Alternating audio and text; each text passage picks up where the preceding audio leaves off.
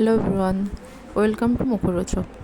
আলু দেখে নিশ্চয়ই বুঝতে পারছো যে আলুর কিছু একটা রেসিপি হবে। আজকে বানাচ্ছে আমাদের সবার খুবই পছন্দের আলুর ঝুরি ভাজা, যেটা আমরা সবাই খুব খুব খুব পছন্দ করি। আমি এখানে 6টা আলু নিয়ে নিয়েছি ঝুরি ভাজা করার জন্য। আপনি যতটা ইচ্ছে বেশি পরিমাণেও করে রাখতে পারেন, নষ্ট হয় না। এয়ারটাইট কন্টেনারে রাখলে প্রায় 1 মাস রাখা যায়। আমি আলুগুলোকে ভালোভাবে ছুলে নিয়েছি, চামড়া ছাড়িয়ে ভালোভাবে ধুয়ে আলুগুলোকে গ্রেটারে গ্রেট করে নিতে হবে।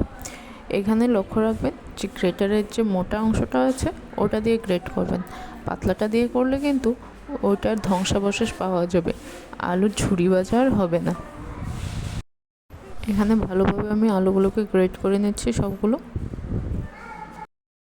যারা যারা আমার চ্যানেলটিকে এখনও সাবস্ক্রাইব করোনি, প্লিজ প্লিজ প্লিজ আমার চ্যানেলটিকে সাবস্ক্রাইব করে দাও আর পাশে থাকা বেল আইকনটিকে প্রেস করে দাও, যেন আমার নতুন নতুন ভিডিওর আপডেট সবার আগে তোমরা পেয়ে যাও।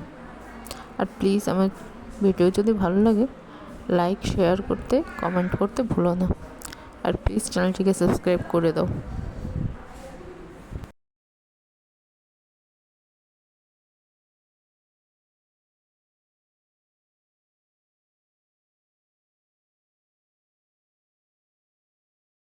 আলুর ঝুরি ভাজা কিন্তু আমাদের অনুষ্ঠান বাড়িতে প্রায়ই আমরা করে থাকি। এটা আমাদের সবার একটা খুব পছন্দের জিনিস। এখানে আমার আলুগুলো সবগুলো গ্রেট করা হয়ে গেছে। এবার আলুটাকে আমরা ভালোভাবে ধুয়ে নেব। আলুটা গ্রেট করার পর 2-3 বার ভালোভাবে পরিষ্কার জল দিয়ে খুব ভালোভাবে ধুয়ে নেবেন। এখানে আলু ধোয়া হয়ে গেলে আমি দিয়ে দিচ্ছি এখানে নুন আর জল। আমরা 10 মিনিটের জন্য নুন জলে আলুটাকে ভিজিয়ে রাখবো। আমি প্রথম ঝুড়িটাতে নিয়েছিলাম, ঝুড়িটাতে যেহেতু হচ্ছে না আমি ঝুড়ি থেকে ঢেলে নিলাম। আবার চলুন 10 মিনিট পর দেখছি। এখানে দেখুন 10 মিনিট পর আমি আলুটাকে একদম চিপে চিপে জলটা ঝরিয়ে তুলে নিচ্ছি। আমি এখানে একটা ঝুড়িতে তুলে নিচ্ছি, যে এক্সেস ওয়াটারটা আছে সেটা তলায় চলে যাবে। এবার চলুন মেন প্রসেস। কড়াই গরম করে তাতে তেল দিয়ে দিন। যেহেতু ঝুরি আলু ভাজা একটু মুচমুচে হয়, তাই এখানে তেলের পরিমাণটা একটু বেশি লাগবে। একদম ছাঁকা তেলে আমাদের ভাজতে হবে। তেল গরম হয়ে গেলে দিয়ে দিলাম আলুগুলো। গরম তেলে আলুগুলো দেওয়ার পর একদম ফেনা ফেনা হয়ে যাবে, তাতে ভয় পাওয়ার কিছু নেই। কিছুক্ষণ নাড়াচাড়া করার পর দেখবেন এরকম ভাজা ভাজা হয়ে আসছে, সাইড থেকে গোল্ডেন ব্রাউন যখন হয়ে আসছে দেখবেন।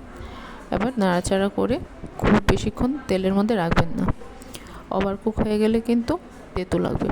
এরকম যখন গোল্ডেন ব্রাউন হয়ে যাবে আপনি একটা পাত্রে নামিয়ে নেবেন। আর একইভাবে বাকি আলুগুলোকেও ভেজে নেবেন। মনে রাখবেন এখানে একসাথে সবগুলো আলু দিতে যাবেন না, তাহলে নাড়াচাড়া হবে না বা ক্রিস্পি হবে না। আর ঝুরি আলু ভাজা ক্রিস্পি না হলে কিন্তু খেতে একদমই স্বাদ হয় না। একইভাবে আমি সবগুলো আলু ভেজে নিচ্ছি। দেখুন কত ইজিলি আমাদের মুচমুচে ঝুরি ভাজা আলু হয়ে গেছে। হালকা ঠান্ডা হয়ে গেলে উপর থেকে কিছুটা নুন ছড়িয়ে এয়ারটাইট কন্টেনারে রেখে দিন। Thanks for watching.